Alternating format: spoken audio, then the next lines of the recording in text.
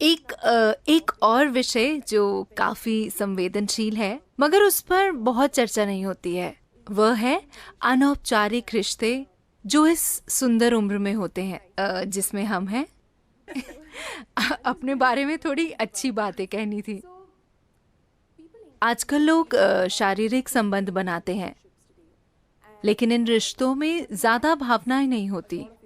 हम इस विषय पर आपकी आपकी राय जानना चाहते हैं। अगर लोग अपनी मर्जी से ऐसे रिश्ते बनाते हैं तो क्या ये सही है या ये क्या है? क्या मैं एक चुटकुला सुना सकता हूँ? बिल्कुल, मुझे चुटकुले पसंद हैं। एक मिसेस भाटिया थी। कोई भाटिया तो नहीं है? मैं नाम बदल सकता हूँ। एक मिसेस भाटिया थी जिनकी शादी की 50वीं वर्षगांठ थी। वर्षगांठ मनाने के बाद अगले दिन उन्होंने तलाक की अर्जी दे दी। जज ने तलाक की अर्जी देखी। वो एक अच्छी पारिवारिक मित्र भी थी, तो उसने उन्हें बुलाकर पूछा, आप अपने पति को तलाक क्यों देना चाहती हैं? वो इतना प्यारा आदमी है। आप उसे तलाक क्यों देना चाहती हैं? आप किस आधार पर उसे तलाक दे रही हैं? वो बोली, वो मेरे साथ वफादार नहीं रहे, वो मुझे धोखा देते रहे हैं। आप इस नतीजे पर कैसे पहुंची? आपने कल ही शादी की 50वीं वर्षगांठ मनाई थी। कल तक तो आप ठीक थी, फिर क्या हो गया? मुझे बीते दिनों की बहुत याद आ रही थी, तो मैंने फोटो एल्बम पलटना शुरू किया। फिर मैंने देखा कि मेरे 5 बच्चों में कोई भी उनके जैसा नहीं दिखता।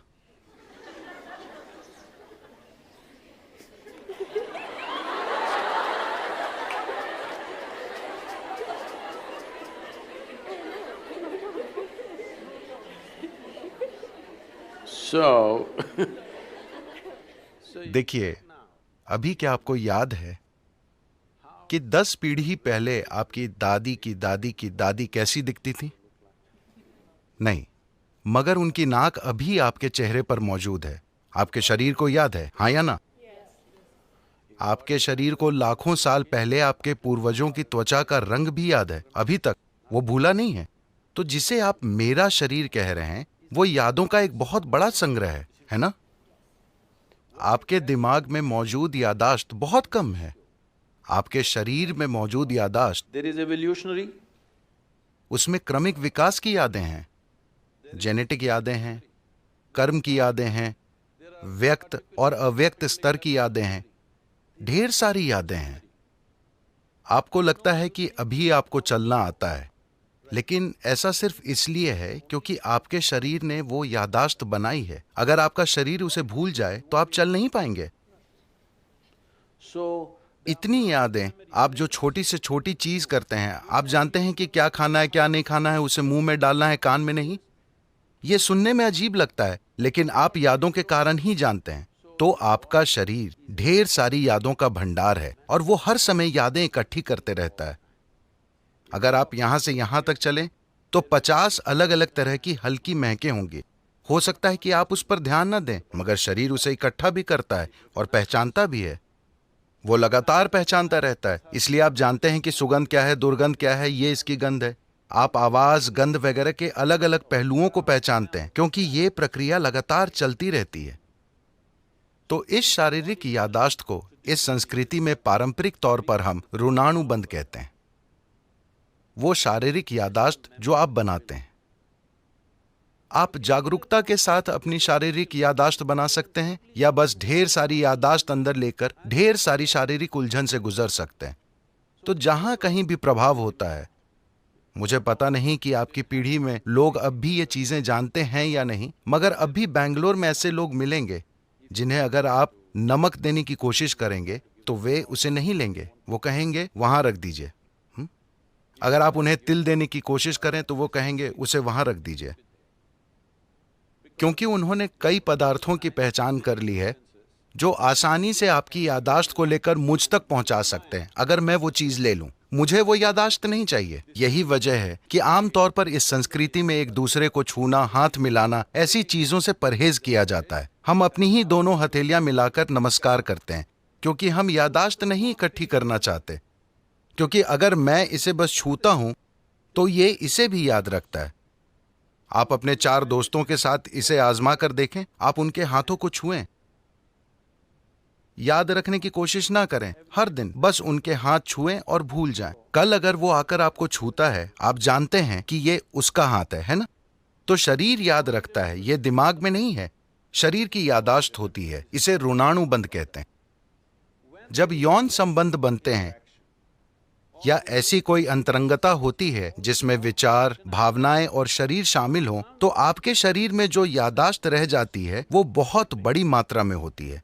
इसलिए कहा गया है कि आपको इसे जितना हो सके उतना सरल रखना चाहिए। कुछ दूसरे पहलू हैं जहां कुछ तांत्रिक प्रक्रियाओं में ऐसी चीजें होती हैं। वे सालों तक खुद को तैयार करते हैं ताकि शरीर से इतनी दूरी बना ली जाए कि शरीर कहीं से कोई यादाश्त न उठा पाए। इसे एक साधना की तरह किया जाता है, बेलगाम संभोग की तरह नहीं। So, तो सवाल नैतिकता का नहीं है। सवाल ये है कि आप अपने जीवन में अपने साथ क्या करना चाहते हैं।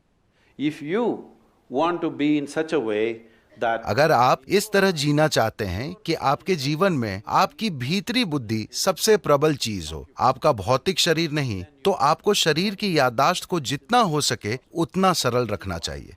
इसलिए सादा भोजन, लोग बिल्कुल सादा भोजन करते हैं।